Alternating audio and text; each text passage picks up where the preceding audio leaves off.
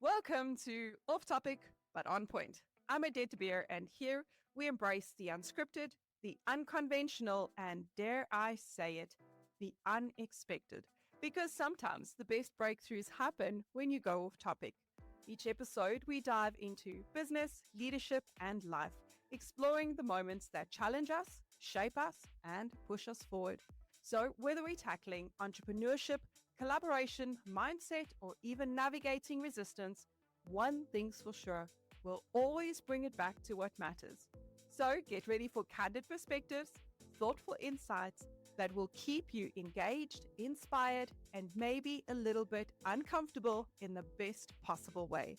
As usual, I have with me my beautiful friends, Dr. Janine de Cabo, also known as the Intentionalist, and Pastor Christo Pretorius, the Expander. Let's go. Today's episode is extra special, not just because I get to sit down with one of my favorite people, but because we are talking about from heart to the bottom line and mastering alignment for business success. It's Odette's own book. This book isn't just your typical business read. It's business building that aligns the heart, the head, and the hands. And Odette calls this the trifecta of touch, influence, and empowerment. So it's for business owners, leaders, and entrepreneurs, like people like you, our listeners, who don't just want short-term wins, but the ones who want sustainable growth, emotional connection with their customers, as well as loyalty. So today I'm flipping the mic a little and I pulled out some of Odette's most powerful quotes, things that she said that have stuck with me and so many of us. And Odette, I'm asking you to reflect on your own quotes and your own sayings and think of this, I would call a full circle moment. So the title of today's is The Heart Behind the Words and Full Circle Moments with Odette. But first, we had a question from our subscribers, and I chose this one because it was actually so fitting based on what we are talking about next.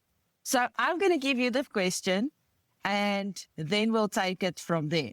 The question was, how do you keep your heart soft when the breakthrough feels so hard?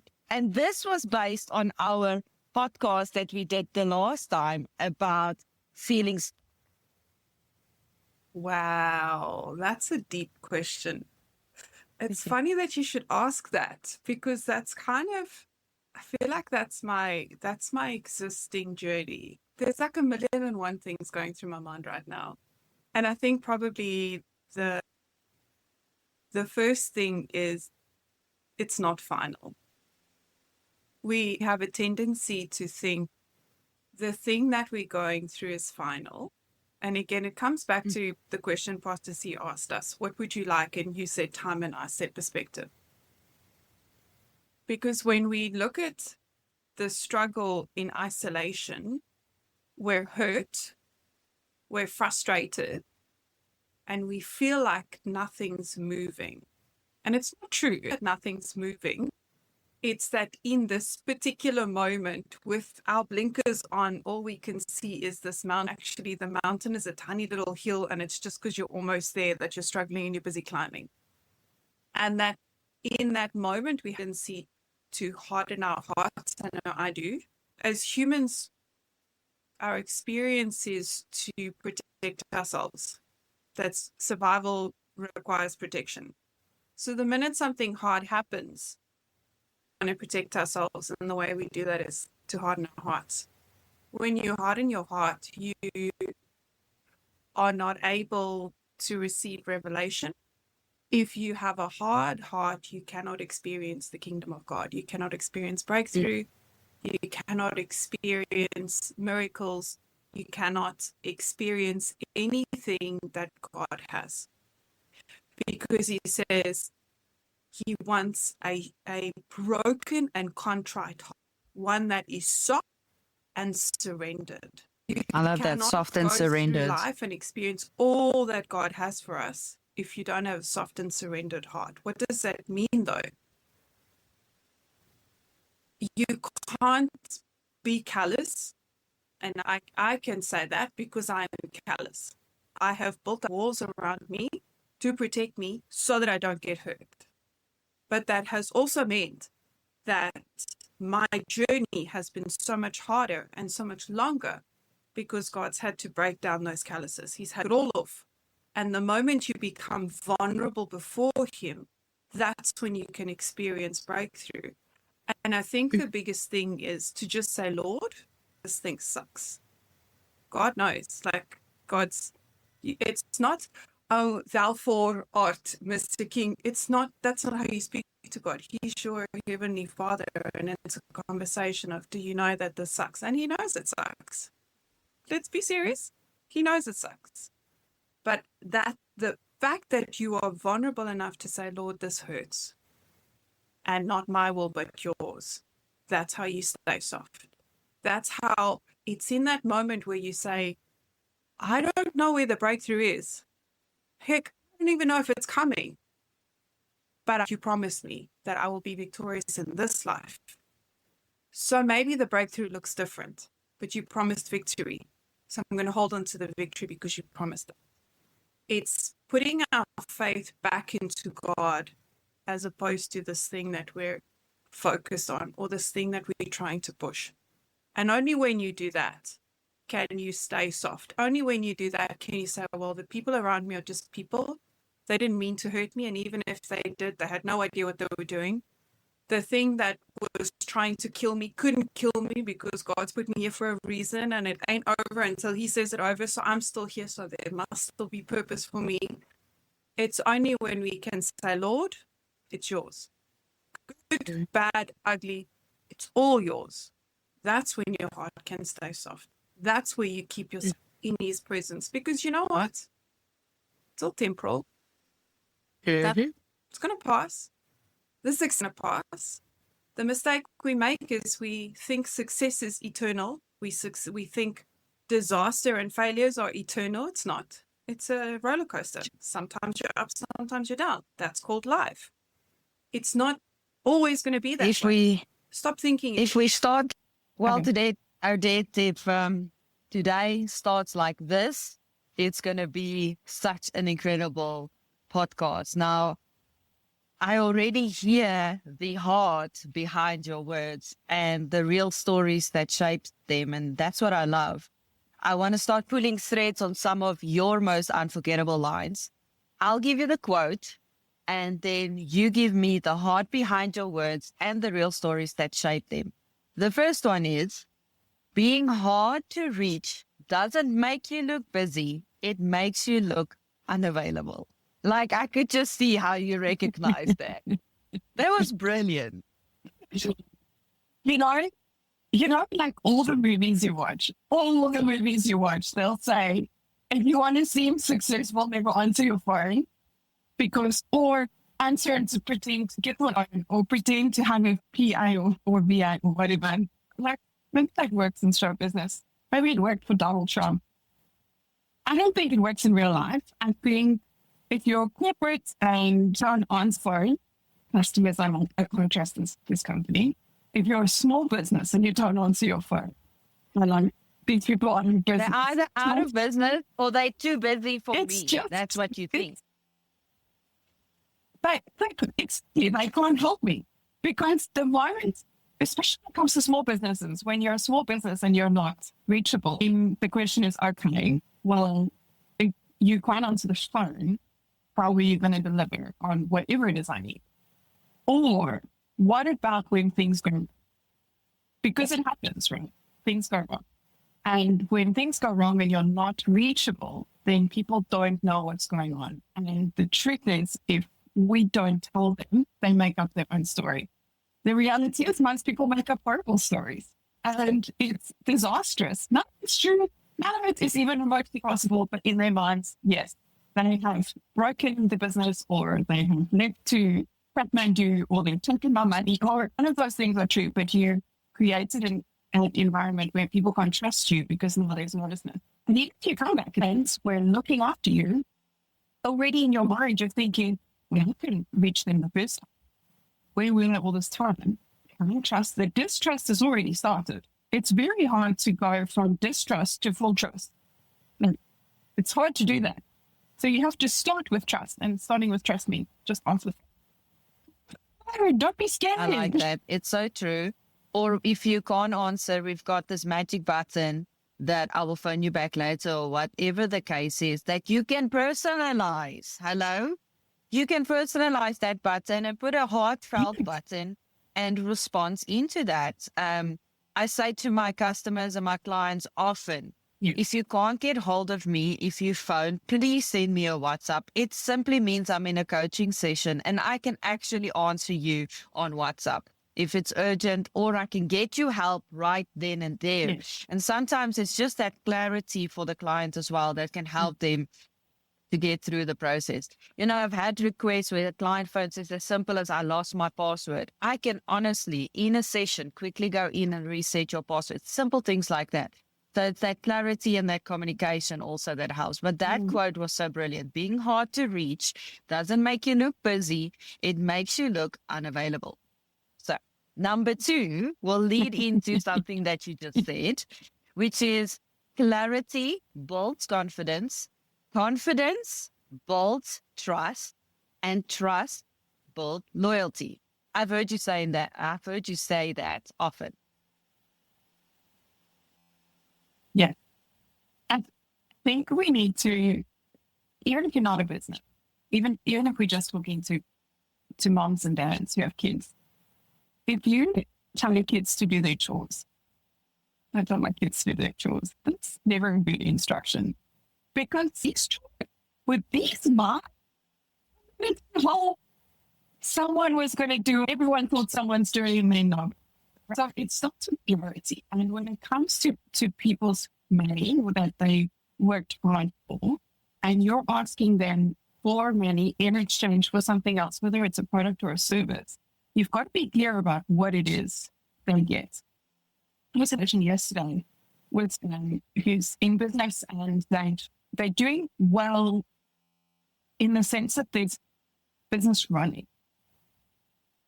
The mistake they made is when they brought on the clients, they weren't clear about what the deliverables were. There should always be a design, service level agreement for those of you who are unsure. You should always be clear on what am I committing and what are you committing, and what are the timelines connected to that, so that we proactively manage expectations. When you don't do that, then you get things like your client sending you a new request saying, hey, before I pay your invoice, I need this report, which is now going to take you 4 hours to do. It was never part of the agreement, but the client kind of feels that they deserve it. And you have to do it if you want to get paid. So now you've got 4 hours extra work. So it's not you. I remember seeing a meme on Facebook where the guy went on eBay and he thought he bought a Toyota. Instead, he got a toy Yoda. Imagine, you thought you were buying a car. Instead, you get little guys. And a big price difference. So if you don't get that right, a big price difference, yes. He obviously thought he was getting a bar. It's not what do people think they're buying versus what are they actually getting. If there's a disconnect between those things, you automatically have distrust. When those things line up, then you have trust, because I now know that you will do what you said you would do when you do it, which comes to integrity. And only once I trust you can I be loyal to you. Let me ask you this, Dr. Jane.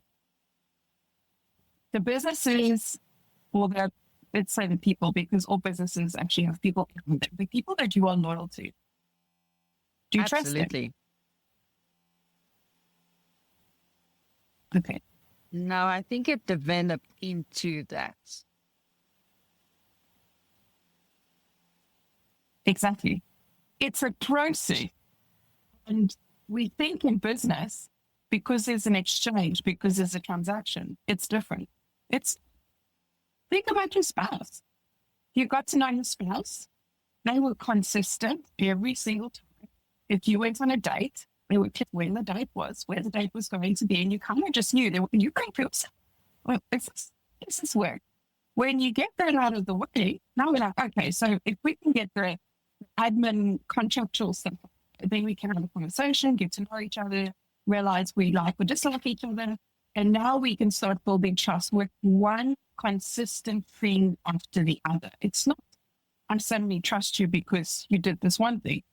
It's building every day. You're either building trust or you're eroding trust. And only when you've consistently proven to me that I can trust do I become loyal. I can't be loyal to someone who's like Jekyll and Hyde. Today you're great, tomorrow you're young. How can we go to that? Because I never know what I'm going to get. And that's how the clarity, trust, loyalty works. First clarity, because you're going to trust if we don't know what we're going here. And once we've got trust, then we can say, well, now potentially could be loyal to you because your values resonate with me, because I know what I'm getting, because I get the same thing every time. A successful business isn't new products all the time. It's repeatedly delivering the same result every single. That's what builds trust. That's what builds loyalty. So now when I refer your business, I know that the people that I refer you to will get the same service. They'll get the same delivery. They can trust you because I trust you. I've seen you deliver. Then you're going to come to me and say, the business you referred me to, it's no good. That one was no good. But we have to think about these things.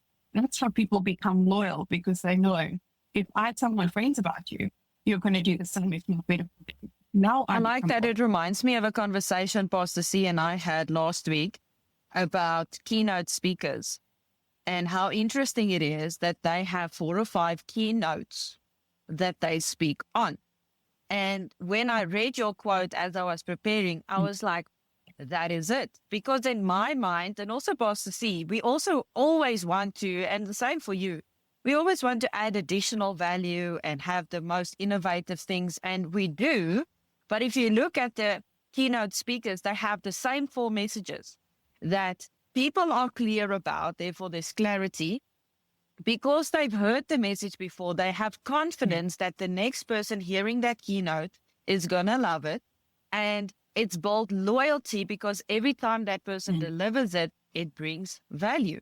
So I'm not saying for one moment I'm going to deliver less value or I'm not going to be innovative.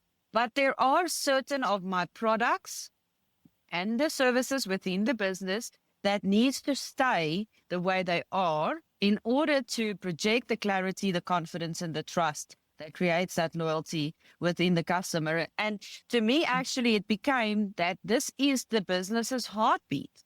And if you're a listener today, then I want you to unpack this for yourself in your own journey. Maybe your lack of clarity is hurting you, and you can actually find out for yourself and figure this out as what has changed. And when you find that clarity, it will then lead to the confidence, which will lead to the trust, which will then lead back to the loyalty. So this is not just for us, Odette, it's for the listeners as well, is to figure it out, is to find those moments throughout the show, which I call the aha moments. And it's like when that little light goes on, because that's for you as the listener. It's like something I need to work on. This was for me. So grab those moments and work it out for yourself. The next one. That's it. I think I just want to add to that, Dr. J. When it comes to public speaking, keynotes or marketing, actually, one thing we always forget is that because we beat because we said it would, that A, everyone heard it, B, everyone heard exactly what we said, and C, everyone understood what we said, which we wanted them to understand. Very old communication thing where it's like, it's the message, noise, and then there's a receipt. Do you remember when you first started in management, they were like, manage communication, message, noise, receipt, and put some bits. Do you remember?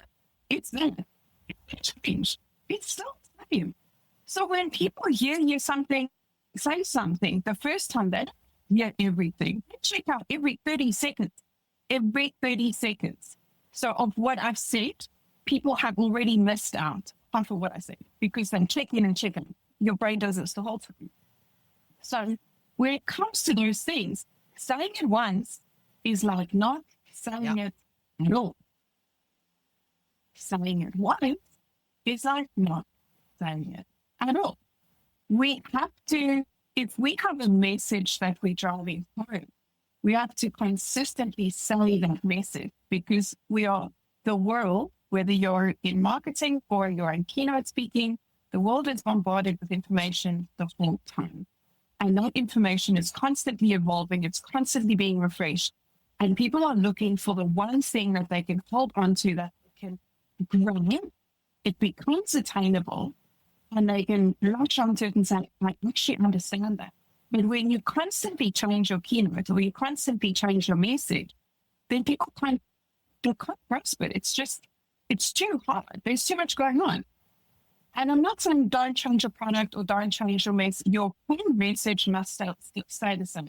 If you've listened to any of these podcasts, something that generally always comes up: clarity, accountability, consistency. Those three things always come up. The way in which they come up are different. They always come up. We always somehow, I don't know why I'm talking about it. That is how it is. Because that's my message. I'm not saying the same words around all of them the whole time. But it does take accountability. That's what we need to remember. The world is changing, yes. Things are different, yes. Do you want people to remember you? Be consistent. Saying it once is not saying it at all. Silence is not golden. It's a deal breaker. And then, how do you feel when you buy something online and then you don't get an email, you don't get an SMS, you don't get a WhatsApp, there's just, your money has left the account. It is confirmed. You received the FNB notification that so-and-so has paid so-and-so 3,000. Thinking freely. It just I'm feels like, scanned. They got me. Sometimes? Yes. They got me. And it's a lot of money. So again, now you're starting the relationship with, and scammed me. I just lost it. Yes, of course they're delighted when the product arrives at the door. But the whole time, you're stressed about it. People remember how you made them feel. That feeling of being scammed, that feeling of worry carries. So yes, you've delivered on the product. Will I buy from you again? Unlikely. Because when they think about your brand, they feel that same gut twisting, something's wrong here. And when it comes to our teams, your business doesn't operate in isolation. Your business operates with a team. So when it comes to our teams, when we don't say what we need to say, when we're not clear about deliverables, when we don't celebrate them when we're supposed to celebrate them, I've said it before, people make up their own story. If you're not celebrating your team is saying, oh, was a good job. I should have done. That wasn't the right thing. And that's it. So true. When I heard it the first time, when I heard you say it, I gasped, because it's the one thing we always get told. And if you're a listener, is where have you seen silence destroy your progress? And how can we train our teams to communicate better?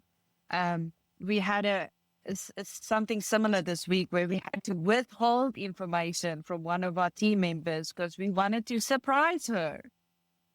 And we were all saying, this is not a great feeling. I don't even know if this is a great idea, because I know for sure right now that person is feeling nothing but good. And that surprise better be great. Otherwise, it's not going to override that feeling. And as I said that, I was like, wow, what if we're doing the same thing with our clients? We think we're surprising them with something like the reveal of the website. Meantime, they're sitting back and they're thinking, are these guys working on my website? Are they, what are they doing? Yeah. And I think we need to, in companies and within our customers, we need to build in feedback loops, because indeed, silence is not golden, Odette. It's a deal breaker. So goodness me, thank you for that one. It's brilliant. It's brilliant.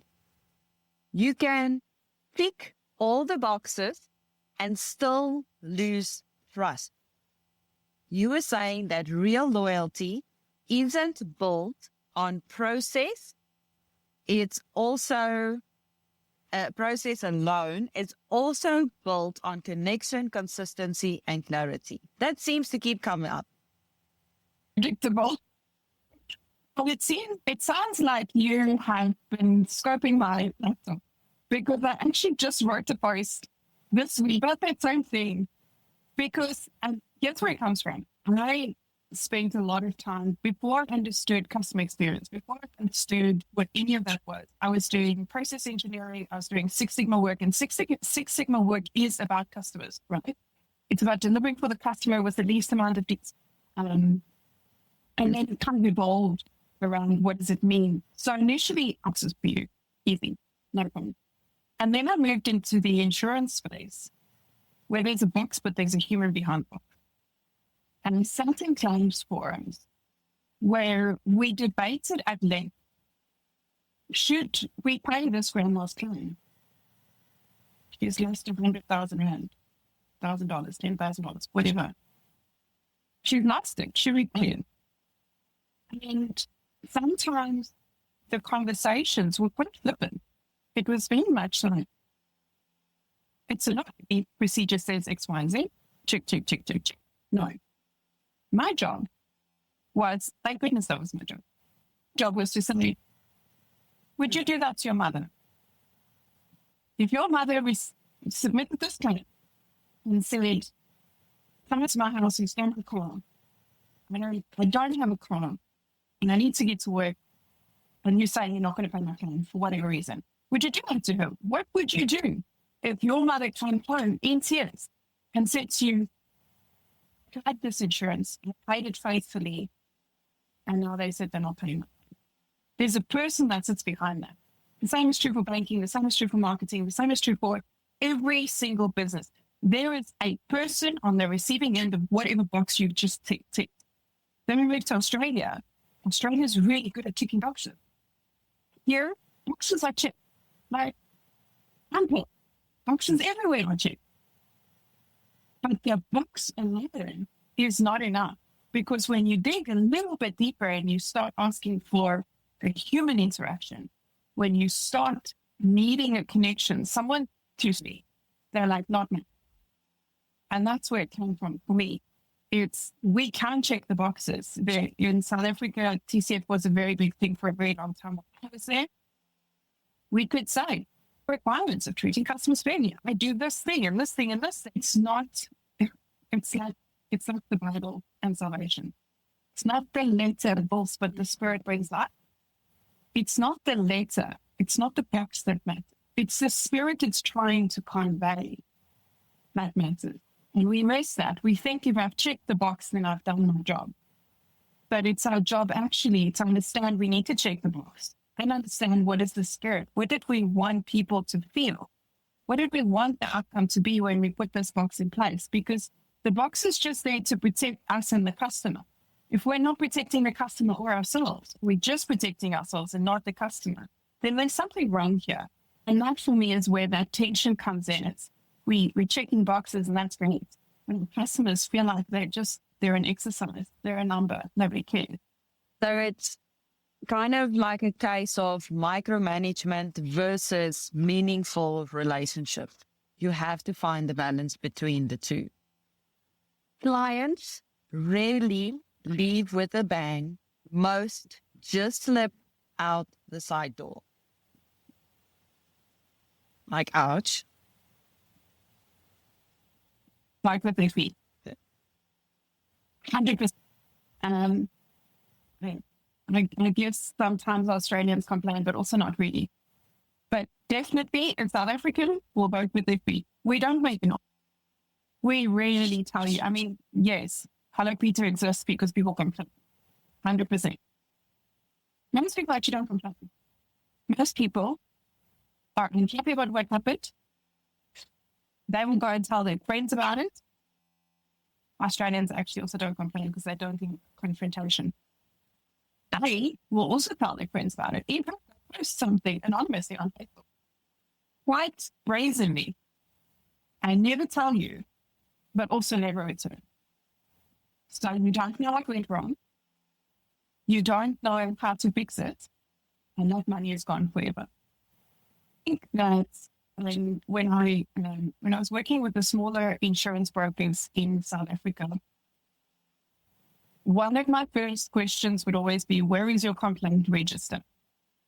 And they will always, without fail, tell me. And I'm like, God, you get complaint. You get complaint. You don't write them down, but you get them. It doesn't have to say in the email subject, nothing. It says, it's the frustrating words. Why is this not done? You are late! Exclamation mark. It's when people write you an email all in caps. That's an expression of dissatisfaction.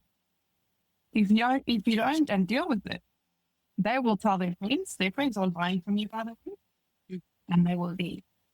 And if we think about it from a business perspective, from customer lifetime value, customer lifetime value is how much money someone represents in the lifetime of your business, for how long they can buy from you. And the longer they buy from you, obviously, the more valuable they become. That's why Jean Bliss talks about managing customers as an asset. Because the minute you start seeing it as an asset, not as a number, if a customer who is unhappy represents $10,000, but a happy customer represents $100,000, then you're like, maybe I should find out why they're not happy. Maybe I should pay attention and think. And we think that if they don't complain, it's all good. True. Probably not. And I'm going to say the same is true with your staff. Those people who say, the lights are on, but nobody's home. They've checked in at the office, but you fight with them every day. You are Jackal at hard mess when you come in. Today, your friend meets tomorrow, you're grumpy. And they just have to manage your emotions because as a leader, you can't manage your emotions. And Dr. J said a very interesting thing, and that if your emotions hijack you, then it hijacks your ability to lead. You should go and listen to that podcast. It was really freaking good. But those people not everyone can leave. So they don't. But they check in. Your stuff isn't done on time and poor quality, their heart's not in it anymore when you need them to work late. No, I can't. But they can't, they can. You've given them no reason to. So they've left. Their hearts have left to business. And first chance they can, they'll be gone. What does re-engagement look like when we catch this early? Because I think not just me, but most of us listening just realize that just because we don't hear the complaints doesn't mean that everything is right. So what does re-engagement then look like, and how do we catch it early so that we don't have people just silently leaving and quitting on us? Then it's a matter of understanding our customer base. It always comes back to, do you understand who your customers are? If you understand who your customers are, you need to know what their behavior is. So how often do they normally buy from you? What do they buy from you? What are the intervals? And then it's about building in those strategic check-ins, not just to sell them something. Because most often campaigns, they will send out a campaign to their database, which may be 10 people, maybe 10 million people. But the drip campaign will always be social proof, product benefits, social proof, product benefits. That's marketing. There's nothing wrong with that. What's not in there is, did you get? How were you kid? Because big business can't afford to do social proof, benefits, sale, exit the campaign. They've got bajillions of people on it. They can afford it. So one in, one out. They've got a system. The system is training them. It's fine. Obviously for them, yes, it would be best, but they have momentum behind them. So they've got people constantly coming in. So if someone needs a second for one, they've left 20, no problem. Small business don't have that luxury. Small business is successful because they've built connection with their customer. People buy from small businesses. Do you know why? Because it's local. When I speak to South Australia, we don't buy from China. We buy the South Australian. They will go and look for the product that's made by a South Australian family. So because honestly, it's proudly South African, right? So why are they buying from you? Because there's an affinity. Because we want to connect with something. Because your brand resonates with me. Because in South Africa, we buy into Ubuntu because we are. In India, we buy into community. We support local because local is what grows the economy. It's what grows the community. So, no. Really? So re-engagement means checking in with the people because you actually care. And surprise, you can't do a fake check-in. If you don't care, don't even bother picking up the phone or sending the email because people aren't stupid. Most of us have our radars on. And manipulation, if you pick up the phone, they can hear, you can put a smile on your face. People know. When someone is disingenuous, you just walk away going, oh, it was a waste of my time. But when you do today, what's the kids? And their first response will probably be, oh, gee, I know I haven't placed an order recently. But it's like that. I wanted to know how you are because I care about you. You're a human being. Yes, you are a customer. Yes, you represent a certain amount of money in my business. But before all of them, you're a human being that supports me. And as far as humanly possible, I want to support you. Now, the bigger question is, how do you do that at scale? The answer to that is you teach your team. So it does mean that you can't flippantly employ people because you've got to employ people who emulate your values. When you have employed them, you have to train them and you have to onboard them properly. This is the language we use. This is speak to our customers. These are the words we use. When you speak to them, you are silent. When you write an email, you will never use cap locks. You will never use red. Not semantics, and it sounds controlling. But if you don't do those things, then it goes wrong and your customer receives a different culture. They feel the culture. They don't like the culture, they leave. And successful businesses replicate the result, but you can't be the result. Your team, so that they know what success looks like. What does this flavor of JDC exec style taste here? And then replicate that so that whether it's Dr. J phoning or me phoning or someone else phoning, it's the same experience. The same value. Yeah. Exactly. You want it. It's like you've got my notes. I'm just saying, because you're talking yourself into your own next statement, which is competition fades, community thrives. Look, I have come to the conclusion that competition doesn't even exist. Does not. And I'll tell you why. If you are operating in your unique gift, like God has created you for this earth, and I'm operating in my unique gift, we simply come. Competition means same. There are two things competing for the same thing. Those two things, for competition to be true, must be the same. If I'm unique, and if you are unique, can there be competition? They can. So when I embrace my difference, when you embrace my uniqueness, I attract people who are like me. Same for you. And those people also, by the way, are unique. We're not cookie cutters. It's not like there's three of me walking around. It's people who resonate with my message, with my values, with the way I talk, with the fact that I'm candid and straightforward, and this just is what it is. And we can have conversations and read around that. But there is no competition. You can't. I'm speaking to one of my clients not so long ago, and she said to me, "This is other guy. she's also a marketing company. And she says, this guy he's duplicating everything I do. He's replicating my posts. He's replicating my word for word. I said, it's great. So when people copy you, that's flattery. Thank you. And you can't duplicate me because people buy from you. People buy from people. I buy from Dr. J because of Dr. J.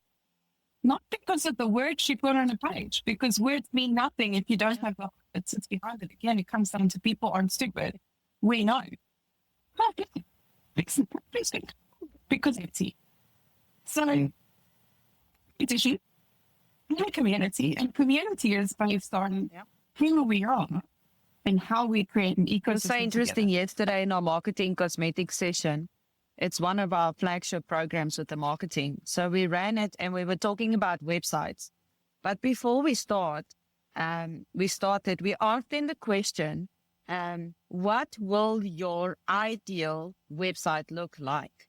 Right? So just in a few words. So we got things like modern, clean lines, easy to navigate, those type of things.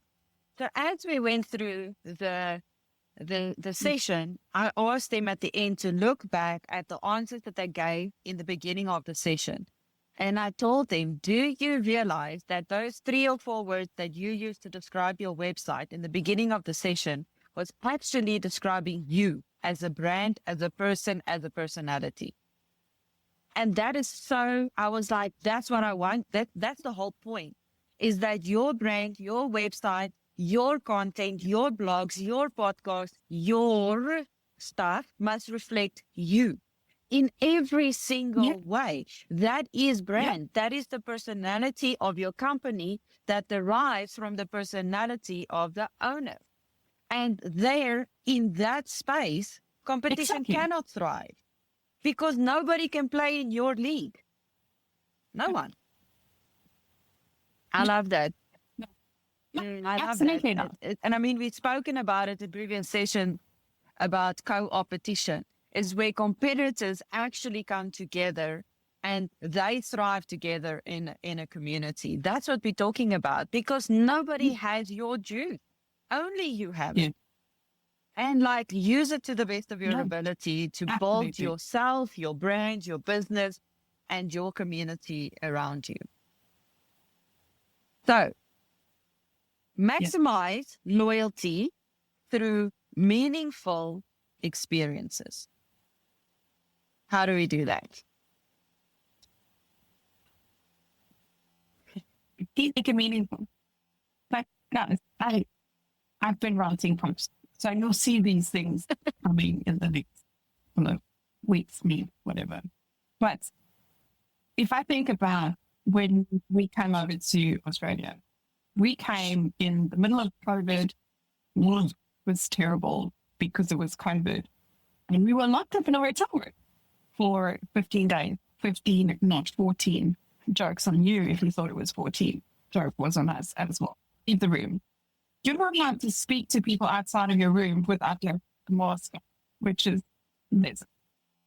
But we were blessed. It was a good experience. There was nothing wrong with it. We really can't complain about our experience. Nonetheless, we were up in a hotel room with 2 small kids. It can get quite. So basic things like you don't have milk at your disposal on the ready. The shops don't deliver to the hotel, so you can't even order online. I didn't know at the time where to shop to order online so that they can deliver. It was just complicated. And I didn't have an Australian bank account. So insult to injury was just the order of the day. And there was one day that we phoned housekeeping and asked them to send us milk or something. I can't remember. I think the milk may have been finished. And if you know me, I'm cookies, so that's not a good thing. We need coffee. And they sent the milk in a little bag. But on the brown bag, the housekeeping team wrote a note that said, you only have one. Make the best of it. Hope you have a fabulous day. Just at some point tonight, and it was moment after moment when they brought us coffee, they would write a little note that said, we hope you enjoy your afternoon tea. This is just to brighten your day. Here's a couple of cookies. right? And this is where I talk about surprise and delight. Surprise and delight doesn't have to cost you money. It's just going to be sincere. And the meaningful experience with I asked for more. I would have been well within their rights to plunk a 2-liter milk in front of my door, knock and run, because that's kind of how it went. They knock and run. Because everyone forbid you open the door and I'm covered and breathe on them. It was so funny. Instead, they wrapped it in a brown paper bag and someone took the time to write it an inspiring note. I had to sign it from the housekeeping team. I didn't know if there was one person who wrote 20 majillion of those and they just like had them at the ready. I don't care. I don't care that I felt in that moment like somebody downstairs who doesn't have COVID, who is Australian and from this country, recognized that as a foreigner, as someone who has left the country and is locked up in a hotel, not by choice, is going through stuff and maybe someone needs to brighten my day, and that may have been the only way they could have done it. That's a meaningful experience. I rave about that hotel. If you're wondering, it's the Pullman in Adelaide, CBD. That is my book. Like, that team of people took care of me and my family in a way that goes far beyond having to pay for the hotel stay. We paid for it. It wasn't free. But they made it meaningful. It could have been a 15 days. Instead, they looked for ways to make it meaningful. My kids were little and we were still reading little kids' books. They went to the local libraries, got the books that were being released from the libraries into the community. So, those that didn't have to be checked back in. And they sent a message to us saying, hey, we've got all of these books. These are the categories where you can keep them. Yes, please, 50 days. Fine. But it's those small things that was meaningful for me. And it comes back to you need to know who you're talking to. Again, corporates have the machine to in one, no problem. They also have big data. So they data mine, they save everything, they track everything, they've got algorithms and AI and all kinds of decisioning agents that say, this was your behavior, blah, blah, blah, blah, blah, and it spits out all of these things. Black magic, fantastic. Small businesses don't have it. But small businesses have it. So you know who you're speaking to. Even on a just below the surface level, you are able to make it meaningful for them. And if you really care about your customer, and I mean really care, I mean not just, hey, please pay me, okay, but really care about the people, then you're going to make sure that you make it meaningful. You're going to find, what do they do? What do they look? They drink raging please send them. It's that kind of stuff. Meaningful experiences. Doesn't have to be expensive. Sorry, my daughter. Peering through the door there. Surprise and delight does not cost you money. Experience. That is brilliant. It That's doesn't have to. Doesn't have to. It really is as simple as just My last question for I didn't take anyone. My last question for today is, if your heart could whisper one thing to every entrepreneur listening right now, what would it say? You've got this. Love it. I heard a statistic in a conversation I had about a month ago. And the person was talking about churches as a whole, but also entrepreneurs and businesses. And he said, there is no joy in the first 5 years. Now I'm like, and true. What happens in the first 5 years? You figure out what you're selling. Yeah. You figure out who you are. That's you figure true. out your team. You're building systems and structures. You know what That's don't true. work. That's the first 5 years is all about figuring out what doesn't work. And then we've got the tendency to say that those 5 years are the failure. But it's you're just learning. Figuring We it spoke out. about it in our previous podcast. You're in a process. You just Yep. have to work your process. So again, you're not late. You're not failing. You're exactly where you're supposed to be. And if you've been called to do this, then you will succeed at it. Side note, if you weren't called to do this, then go back to what you were called to do. Not for everyone. Entrepreneurship is not for everybody. But if it is for you, just stick it out. Have faith in yourself. Once you, that's not hard work. Odette, thank you for showing us that behind every powerful quote is a story, and behind every story is a human heart. And if you haven't yet, you have to get a book, From Heart to Bottom Line, Master Alignment for Business Success. It's on Amazon. Anywhere else, Odette, where people can get hold of the book besides Amazon? But I think Amazon is best. No, Perfect. I'll put the links into the show notes as well. It's full moments like this, practical wisdom, frameworks that's going to shift how you build your business. And that's the purpose of getting the book. So until next time, it's keep it real, keep it on point, and keep your heart in the game. And don't forget to send us your questions, comment even, and email us. And hopefully next time we'll pick yours next.